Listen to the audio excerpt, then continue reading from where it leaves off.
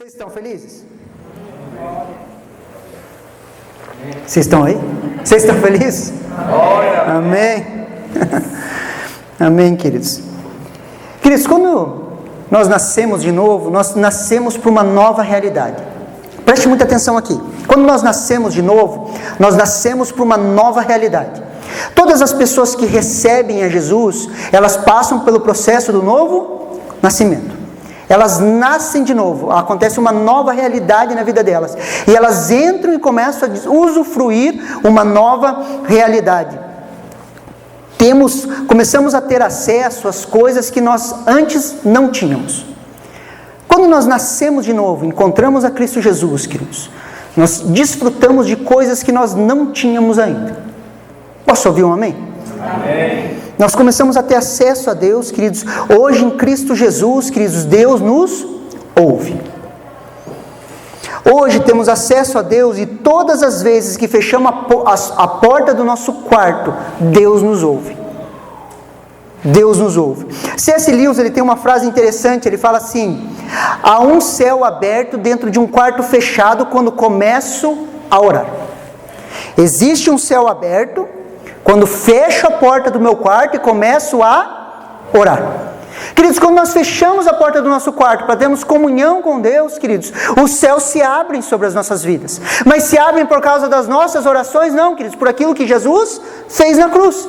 Jesus, ele abriu um novo e vivo caminho, que traz acesso a Deus. E esse caminho, queridos, é acessado pelos filhos de Deus, pelas aquelas pessoas que nasceram de novo, por mim e por você. Olha o que 1 Coríntios, queridos, capítulo 1, versículo 9 fala. Acompanha aqui comigo no telão. 1 Coríntios, capítulo 1, versículo 9. Opa, passei demais. Vamos voltar lá. Olha o que a palavra de Deus fala. Fiel é Deus, pelo qual vocês foram chamados à comunhão de seu Filho, Jesus Cristo, nosso Senhor. Nós temos um chamado, queridos, à comunhão com Deus.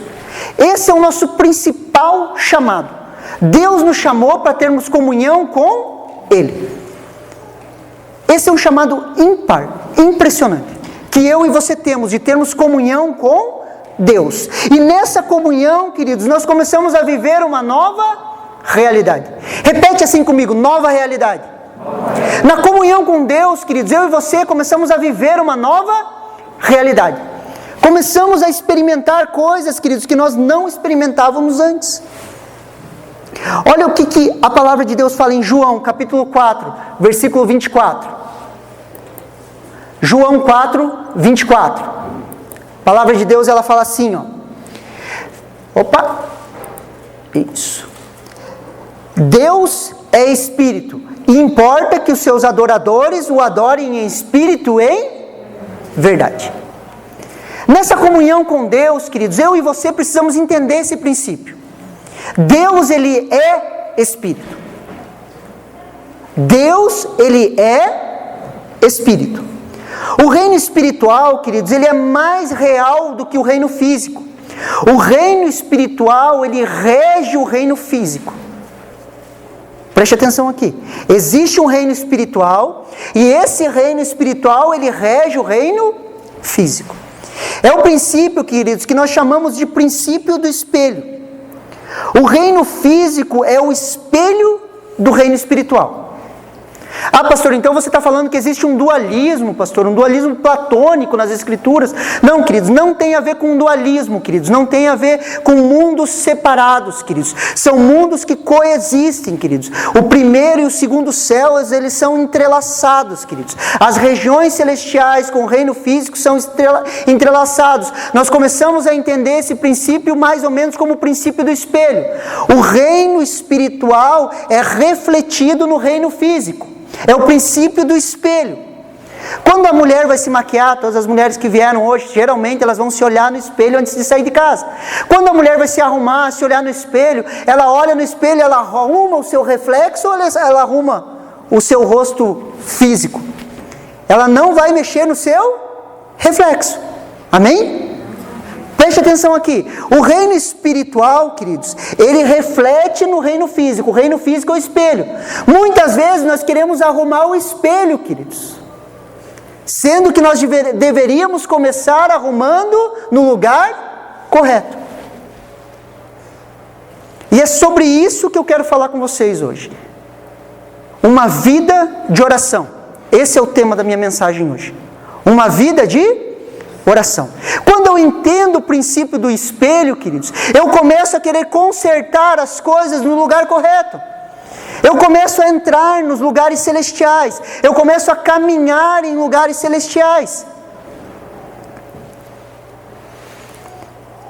O reino espiritual é o reino real, queridos. E o reino físico, ele é reflexo, como se fosse o reflexo do espelho desse reino.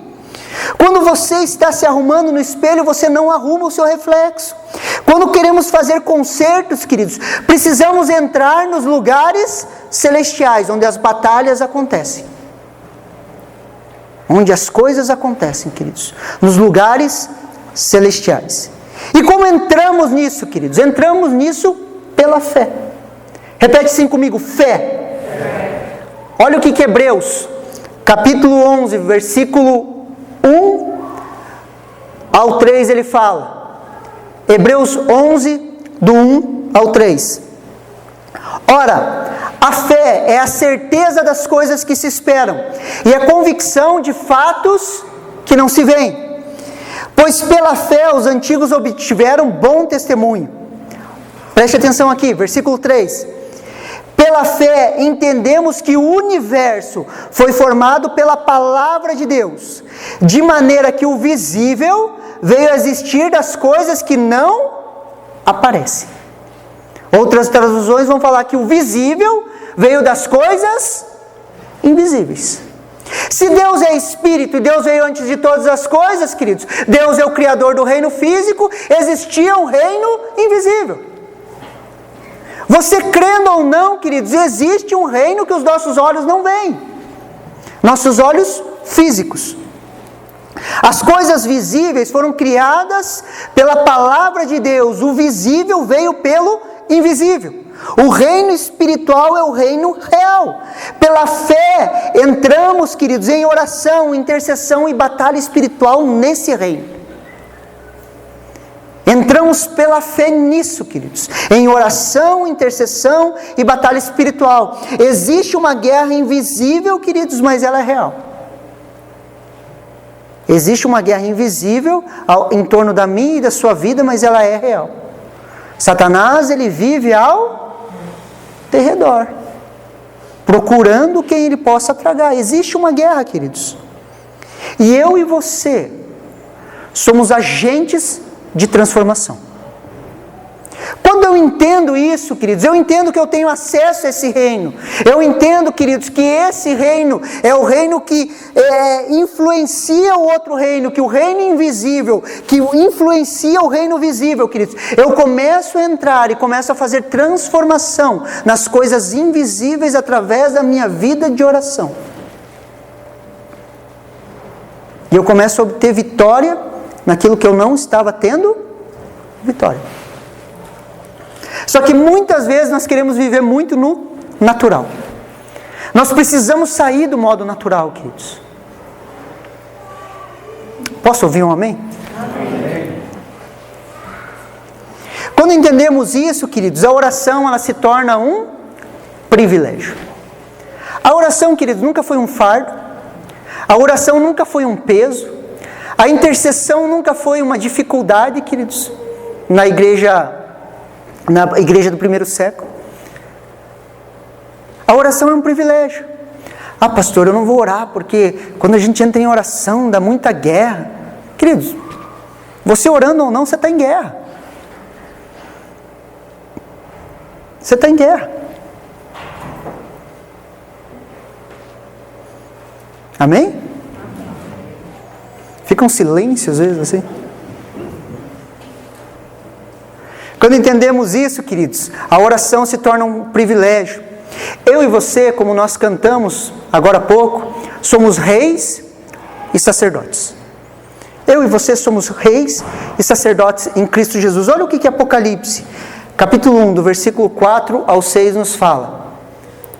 Apocalipse, capítulo 1, versículo do 4 ao 6. Olha o que a palavra de Deus fala. João, as 7 igrejas que se encontram na Ásia, graça e paz a vós outros, da parte daquele que é, que era e que há de vir, da parte dos 7 Espíritos que se acham diante do trono de Deus, e da parte de Jesus Cristo, fiel testemunha, o primogênito dos mortos, soberano dos reis da terra, aquele que nos ama, pelo seu sangue nos libertou dos nossos pecados. Ele continua, versículo 6, e nos constituiu reino, sacerdote para o seu Deus e Pai, a Ele a glória, o domínio pelos séculos dos séculos. Amém. E nos constituiu o que, queridos? Um reino de sacerdotes, reis e sacerdotes. Uma das facetas, queridos, da nossa identidade em Cristo Jesus é sermos reis e sacerdotes. Quando Jesus nos restaura, queridos, Ele nos leva para uma nova realidade, e essa nova realidade nos traz uma nova identidade, e essa uma das facetas dessa identidade, que eu e você, em Cristo Jesus, somos reis e sacerdotes. Qual que era a função, ou uma das funções do sacerdote, queridos? Representar o povo diante de Deus. Essa era a função sacerdotal, queridos. Uma vez por ano, queridos, o sacerdote oferecia sacrifício, não só pela sua vida, mas pela vida do povo. Ele sacrificava, cobria os seus pecados com o sangue de animais, queridos, e se apresentava diante de Deus, representando o povo. E ele entrava no Santo dos Santos, queridos, para ouvir a Deus e falar ao povo.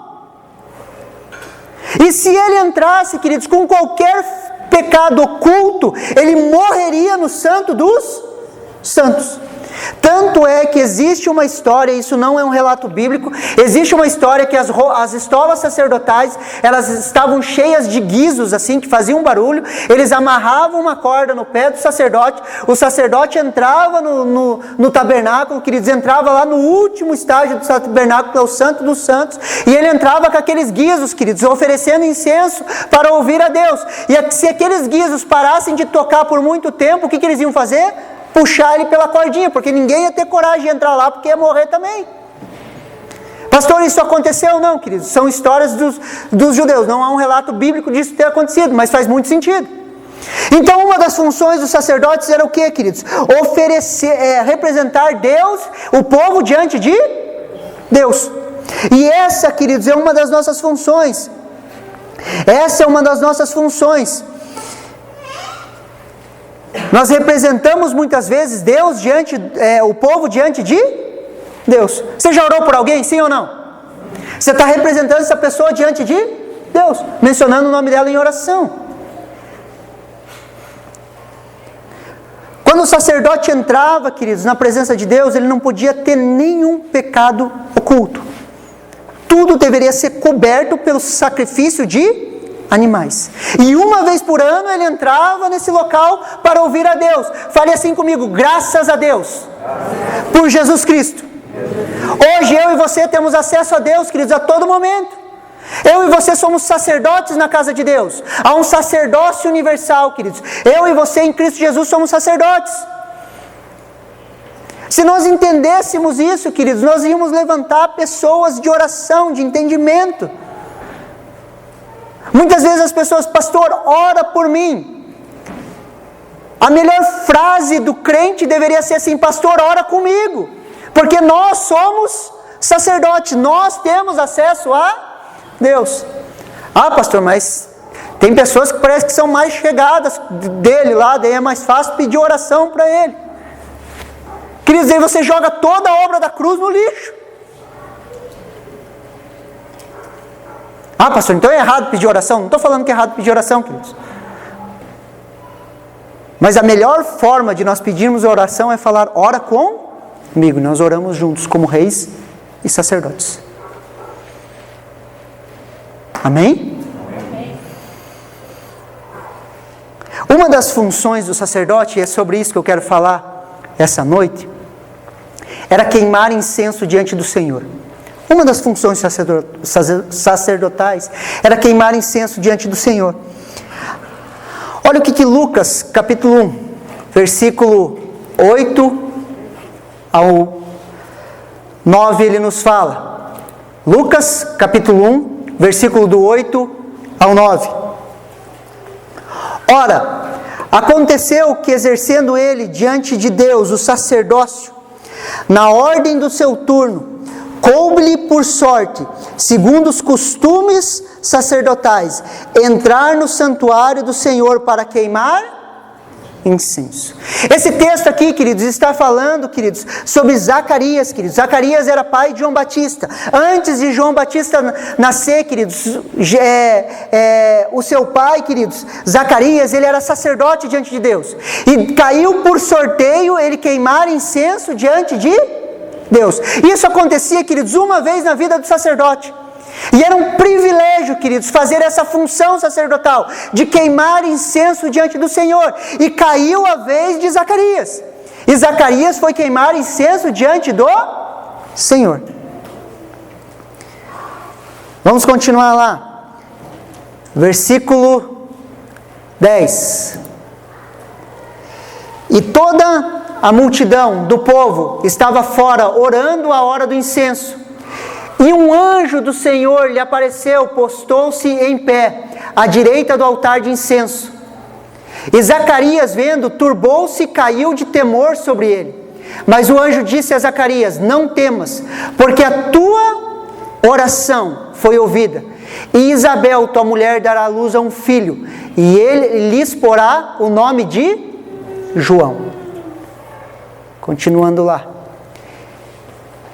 E terás prazer e alegria, e muitos se alegrarão no seu nascimento, porque será grande diante do Senhor, e não beberá vinho nem bebida forte, e será cheio do Espírito Santo, já desde o ventre da sua mãe, e converterá muitos dos filhos de Israel ao Senhor seu Deus. Versículo 17. E irá diante dele o Espírito, irá adiante dele no Espírito e virtude de Elias, para converter os corações dos pais aos filhos, e os rebeldes à prudência dos justos, com o fim de preparar ao Senhor um povo bem disposto. O que Zacarias estava fazendo, queridos? Queimando incenso diante do Senhor. O maior desejo de Zacarias e Isabel era ter um filho, queridos. Eles já estavam com idade avançada e eles não poderiam ter filhos. Naquela época, queridos, não ter filhos era considerado uma maldição. A mulher que não gerava filhos, queridos, ela era considerada amaldiçoada. Ela era considerada uma mulher inferior. Ela era inferiorizada por não dar filhos ao seu marido. E o maior desejo deles, queridos, era ter um filho. Era ter um filho. E isso aconteceu quando ele estava queimando incenso. Quando, como sacerdote, queridos, ele queimava incenso, queridos, ele teve uma experiência com um anjo.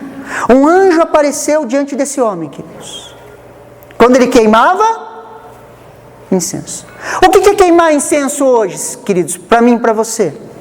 Olha o que Salmo, capítulo 114, Salmo 114, versículo 2, ele fala: suba à tua presença a minha oração, como incenso, e seja o erguer das minhas mãos como oferta vespertina. Quer dar uma oferta para o Senhor de louvor? Levante as suas mãos. Não fique com unção de poste, queridos. Se expresse diante de Deus. Deus, ele gosta de expressões, queridos. Suba à tua presença a minha oração como incenso. A oração, queridos, equivale ao incenso queimado pelo sacerdote. Orações são incenso como aroma agradável ao Senhor. Todas as vezes que nós estamos orando, queridos, é como se nós estivéssemos queimando incenso diante do Senhor. É a mesma representação, queridos. Como se estivéssemos queimando incenso diante do Senhor. Quando oramos, queimamos incenso. Olha o que Apocalipse, versículo 8, do 3 ao 4, ele fala: Apocalipse 8, do 3 ao 4. Acompanhe aqui comigo.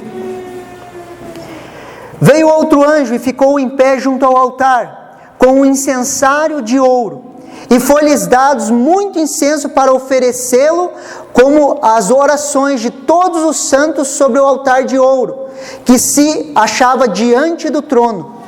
E da mão do anjo subiu à presença de Deus a fumaça do incenso, com a oração dos santos. Queridos, as nossas orações, elas sobem como incenso nas narinas do Senhor. Todas as vezes que estamos orando, é como se estivéssemos queimando incenso.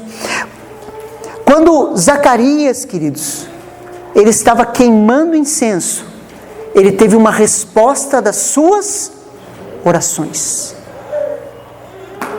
Quando Zacarias estava queimando incenso, queridos, ele teve uma resposta das suas orações. Você vai ter respostas de oração, queridos, quando você começar a queimar incenso. Quando você começar a desenvolver uma vida de oração.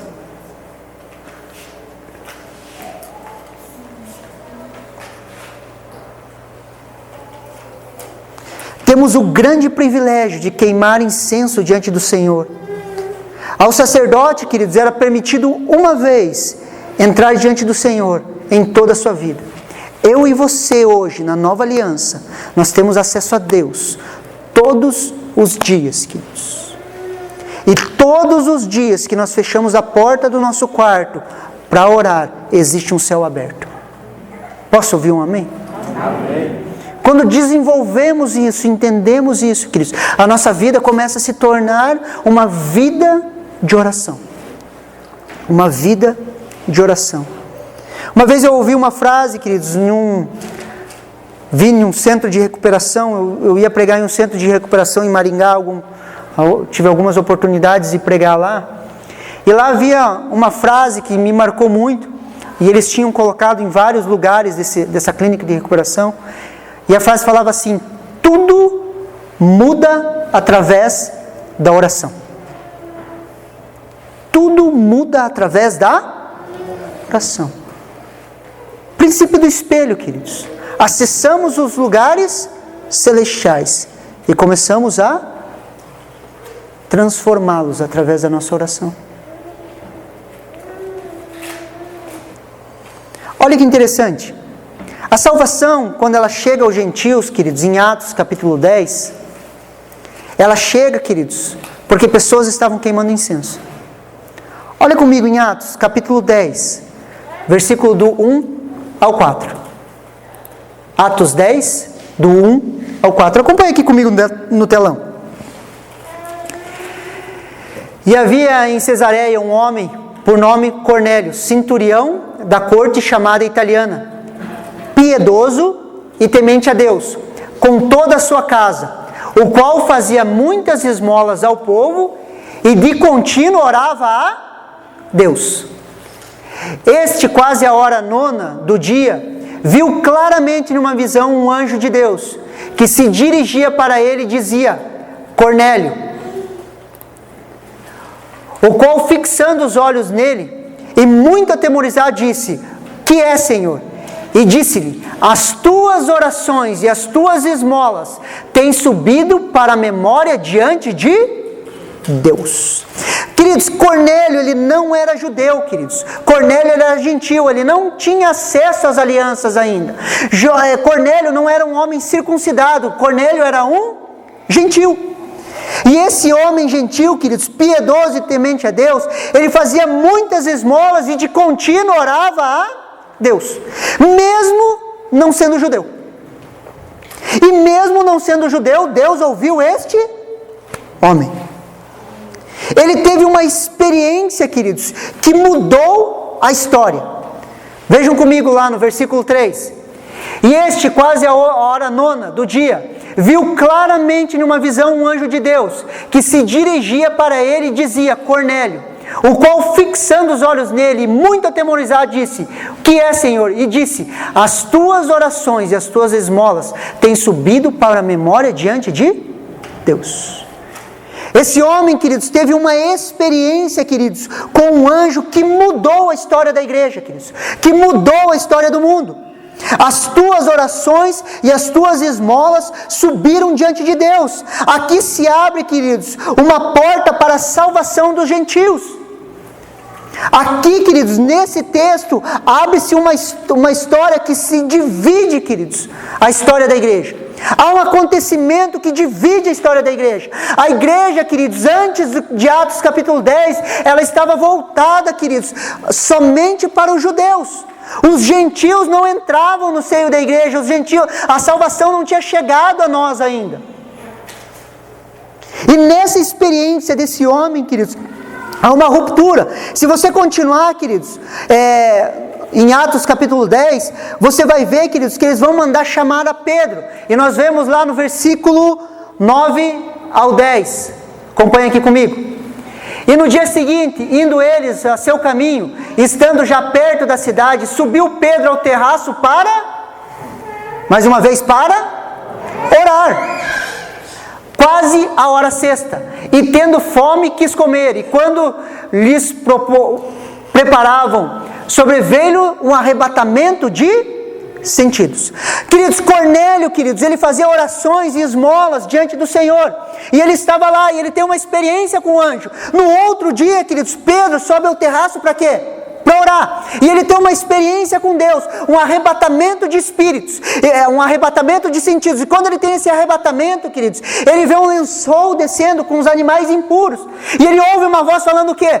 Mata e come. E Pedro fala assim, eu não vou matar e comer não. Eu nunca entrou na minha boca animal, comida impura. Pedro, no seu pensamento religioso, ele fala, eu não vou comer isso aí não. Isso é proibido na lei. E Deus fala mais uma vez, faz o que? Mata e come. Pela terceira vez Deus fala, mata e come. Pedro questiona Deus e Deus fala o quê? Não considere impuro aquilo que eu purifiquei. Deus já tinha purificado os gentios, já tinha chamado os gentios, já tinha falado com Cornélio, um homem que estava em oração, queridos.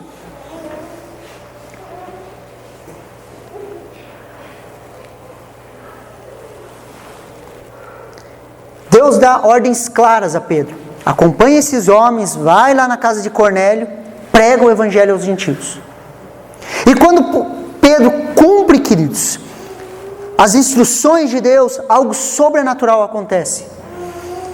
Olha o que acontece em Atos, capítulo 10, versículo 44. Atos 10, do 44 ao 48. Preste atenção aqui, queridos. E dizendo Pedro ainda essas palavras, caiu o Espírito Santo sobre todos os que ouviam a palavra.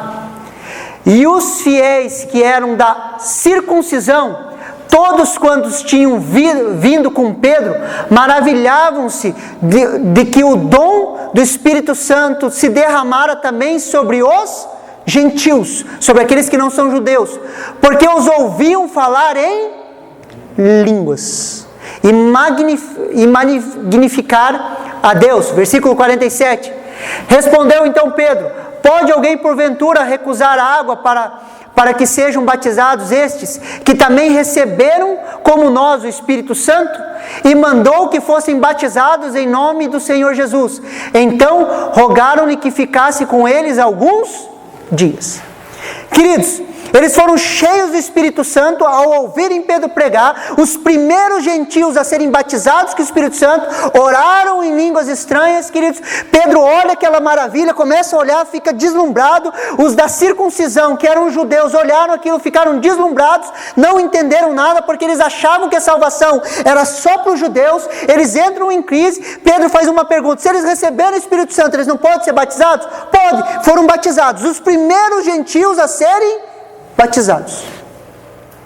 E o que tem isso a ver comigo, pastor? Porque eu e você somos gentios.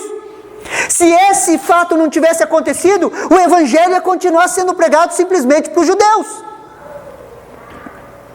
Só que isso aconteceu, queridos, porque havia um homem chamado Cornélio que orava.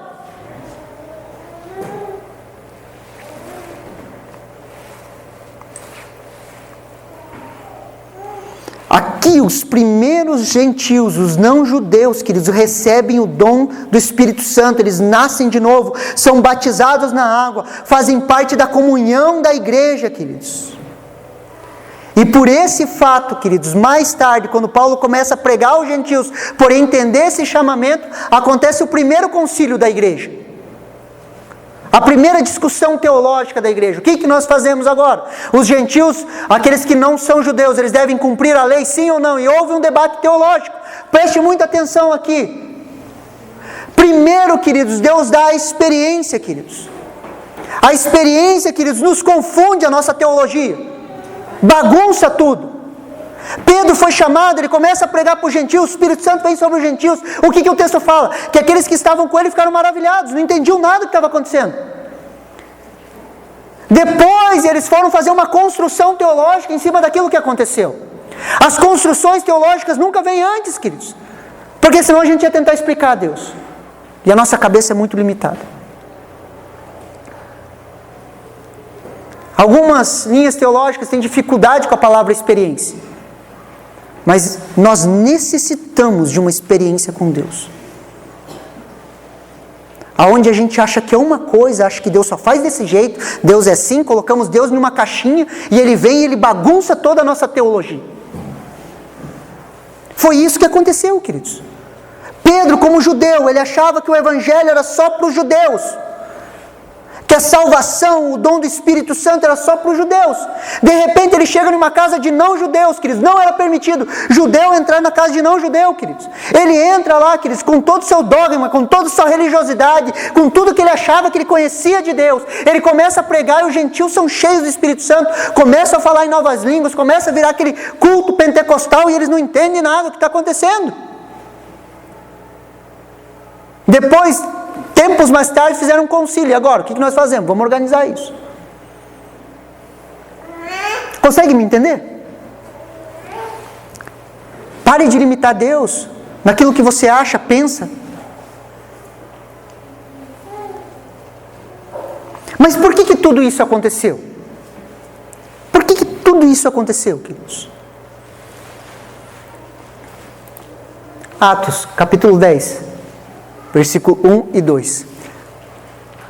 E havia em Cesareia um homem pelo nome de Cornélio, centurião da corte chamada italiana, piedoso e temente a Deus, com toda a sua casa, o qual fazia muitas esmolas ao povo e de contínuo orava. Havia um homem, queridos. Havia um homem. Não eram muitos. Havia um homem. Um homem, queridos, que entrava na brecha, queridos. Que de contínuo orava a Deus. Um homem, queridos, que se colocava na brecha. Um homem de oração. Havia um homem. Por que isso aconteceu, queridos? Atos capítulo 10, versículo 9. E no dia seguinte, indo eles em seu caminho, e estando já perto da cidade, subiu Pedro ao terraço. Para fazer o quê? Para orar. Quase a hora. Por que isso aconteceu, queridos? Porque havia um apóstolo orando em um terraço. Consegue me entender? Atendendo ao que Deus estava pronto, atento ao que Deus estava pronto para fazer. Onde a sua teologia foi bagunçada, seu entendimento do plano de Deus foi ampliado. Pedro achava uma coisa, Deus ampliou o seu pensamento com uma experiência. E ele só teve essa experiência porque ele estava no terraço orando.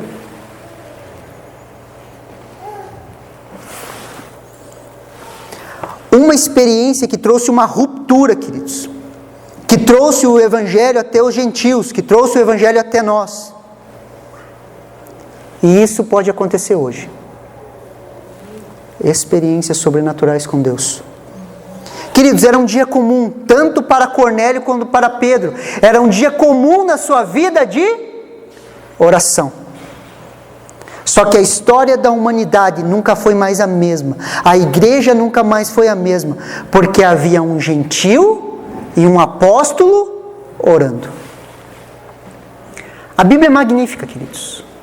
A Bíblia, ela fala de Paulo, um cara inteligente, estudado, estudou aos pés dos melhores teólogos da sua época.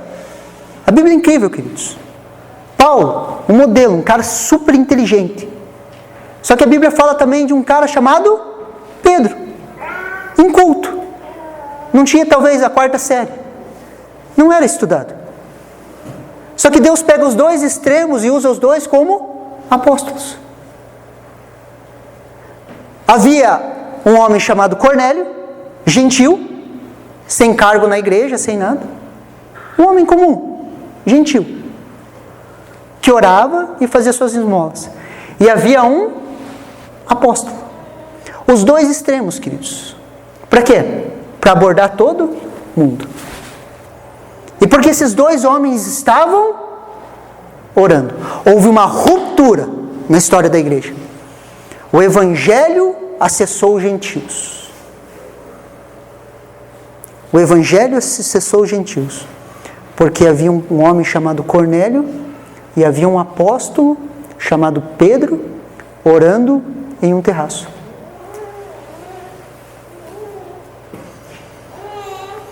Aqui nós vemos, queridos, que não é um cargo, não é uma posição. Aqui nós temos dois extremos, queridos, que devem nos estimular à oração.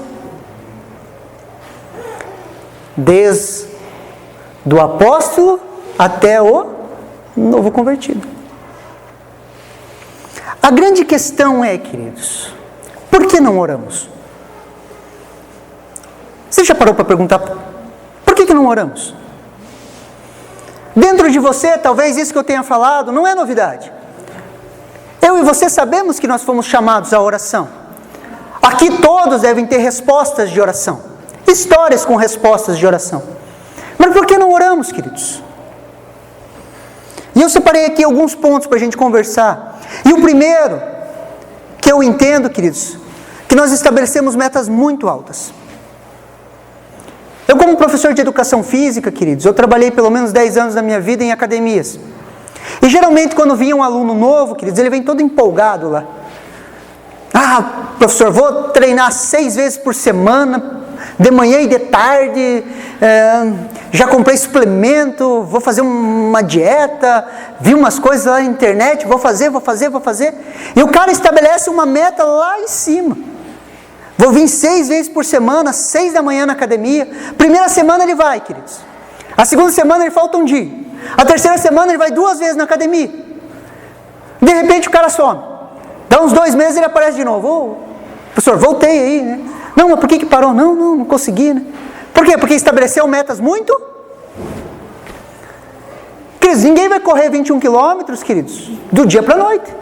Se você não correr o primeiro, você não corre os outros 20. Você precisa ir estabelecendo metas. E não estabeleça metas muito altas. Porque quando estabelecemos metas muito altas, queridos, nós nos frustramos. Eu sempre falava para os meus alunos, comece 3 vezes por semana, 45 minutos por treino. Está louco de bom. Comece devagar. Estabeleça metas palpáveis que você consiga cumprir. Quando nós falamos de vida de oração, a pessoa, às vezes você ouve um culto assim, você fala, não, amanhã eu vou orar 1 hora. Daí você começa a orar, fecha a porta do quarto e você começa a orar lá. Você ora por tudo, queridos, por tudo. Você fala, nossa, orei por tudo. Já deve ter passado quase 1 hora, né? Você vai orar, passou 5 minutos. Você fala, meu Deus, eu não tenho mais pelo que orar. Daí você começa a orar pelo papagaio, Daí você começa a lembrar das coisas, você continua orando. Daí você vai olhar no relógio, passou mais 2 minutos. Você fala, meu Deus, tem mais 53 minutos para mim orar, o que eu vou orar? Queridos, comece com 5 minutos. Seja fiel no pouco. Não estabeleça metas altas, queridos. Por que não oramos, queridos? Porque nós compramos enlatados. O que é enlatado? Uma vez eu estava escutando um pastor pregando, nada contra, queridos, mas eu estava escutando o pastor assim, compartilhando, e ele falou assim, para nós pastores, né? Um pastor que não lê a Bíblia pelo menos 4 horas por dia não é pastor. Eu falei, meu Deus, cara, eu acho que eu não sou pastor. Fiquei pensando, 4 horas, cara? Eu tenho meu período de oração, de leitura bíblica, mas falei, 4 horas, cara? Enlatados. Queridos, aquilo que funciona para uma pessoa não vai funcionar para você, queridos. E às vezes as pessoas vêm com esses enlatados e aquilo gera você fala assim, cara, nunca vou fazer isso. Nunca vou alcançar isso. Não sei se você já passou por isso. Mas aquele dia eu me senti mal. Falei, meu Deus, cara, não encaixa na minha agenda, não tem como. Então não devo ser pastor, né? Daí eu fui orar e Deus falou que eu era pastor mesmo, consolou meu coração. Falou, não, você é pastor mesmo. Pode continuar aí. Consegue me entender? Esses enlatados, queridos, eles nos amarram, eles nos prendem, eles nos frustram. Por que não oramos, queridos? Porque nós não cremos que nós somos ouvidos.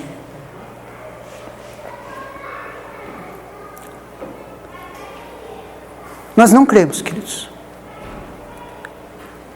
Nós não cremos que somos ouvidos. Sabe por quê? Muitas vezes, eu já vi isso acontecer na vida de muitas pessoas. A pessoa com todo o seu coração, ela começa a orar a Deus. E talvez ela queira que Deus mude uma circunstância na vida dela. E ela vai e ora. E às vezes Deus não muda a circunstância, querido. Deus não muda a circunstância. E essa pessoa se frustra. E ela acredita em uma mentira que Deus não ouve ela. Queridos, oração nunca foi para mudar circunstâncias, queridos. Deus, ele não muda circunstâncias, ele muda corações, queridos. E a função da oração é mudar o nosso coração, queridos. Não é mudar circunstância. Deus pode te usar para mudar uma circunstância? Pode.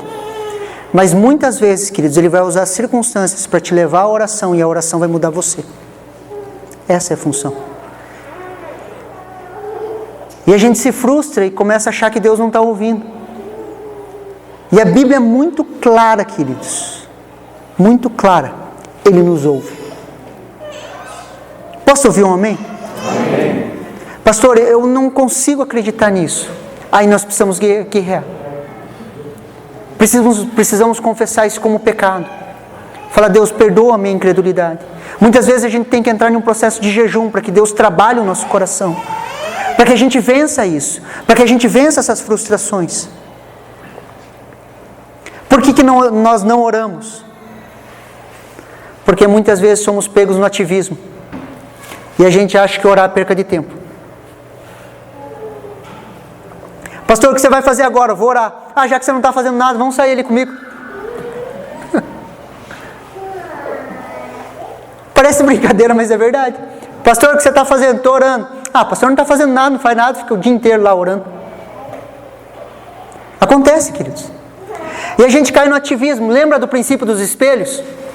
Nós queremos mudar sempre o mundo físico através das nossas ações, das nossas atividades e do nosso próprio esforço. Sendo que nós deveríamos acessar os lugares celestiais. É a mesma coisa que você está na frente do espelho tentando se maquiar no espelho, assim. Ativismo.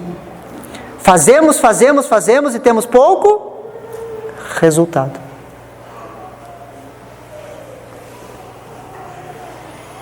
E eu quero desafiar você essa noite, queridos, a você iniciar com 10 minutos por dia, queridos. 10 minutos de oração por dia, queridos.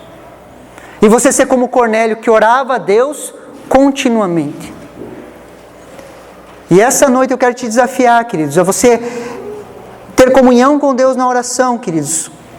Iniciando com 10 minutos por dia, queridos. Para eu e você conseguirmos construir uma vida de oração. E eu quero te desafiar a tirar 10 minutos do seu dia. Talvez colocar um alarme no celular, qualquer gatilho que te lembre disso, para que você possa lembrar e falar: eu preciso tirar tempo para orar. Eu preciso tirar tempo para orar. A oração, queridos, nos seus lábios, pode trazer rupturas na vida de pessoas. Transformação. Amém? Você recebe essa palavra no seu coração? Recebe essa palavra?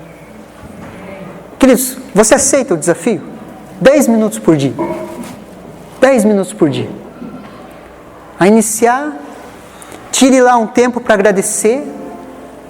Tire um tempo para louvar a Deus. Tire um tempo para os seus pedidos pessoais. Muitas vezes a gente bate: a oração não é só pedido. Não é só pedido, mas o pedido faz parte.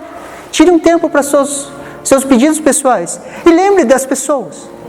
Permita que o Espírito Santo coloque pessoas no seu coração para que você possa orar por elas. O meu chamado, queridos, nasceu na intercessão.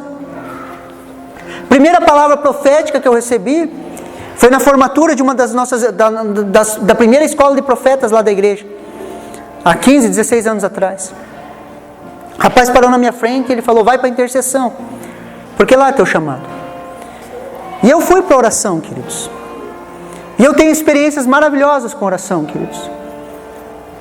Principalmente a oração de intercessão, de batalha espiritual. Ontem nós ordenamos um amigo meu. Para mim foi o ápice, assim. Eu pude impor as mãos sobre um amigo meu e ordenar ele pastor. Quando eu me converti, queridos, me firmei em Deus, fui batizado com o Espírito Santo.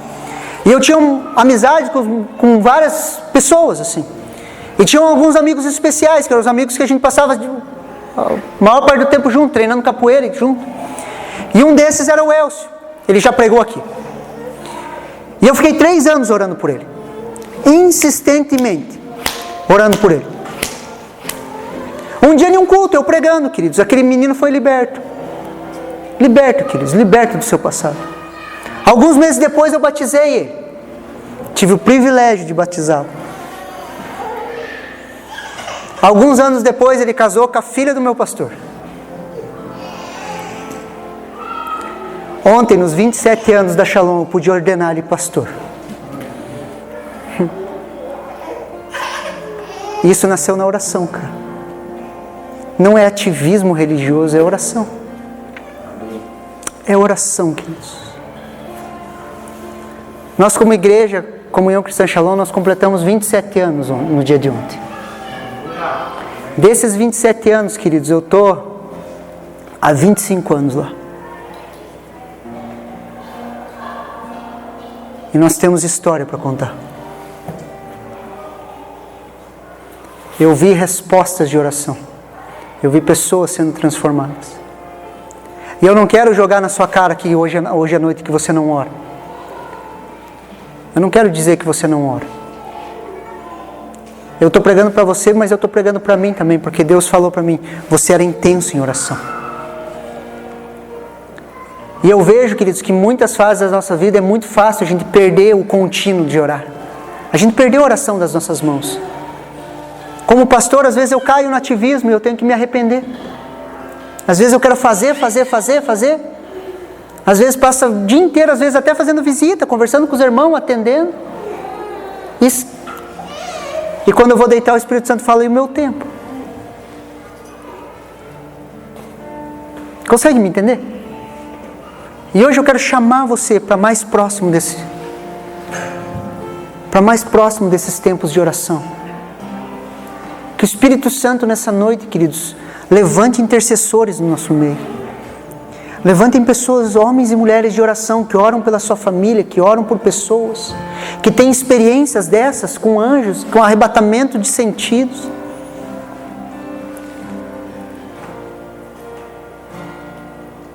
Vamos nos colocar em pé, vamos orar? Se essa palavra falou com você, queridos, eu gostaria...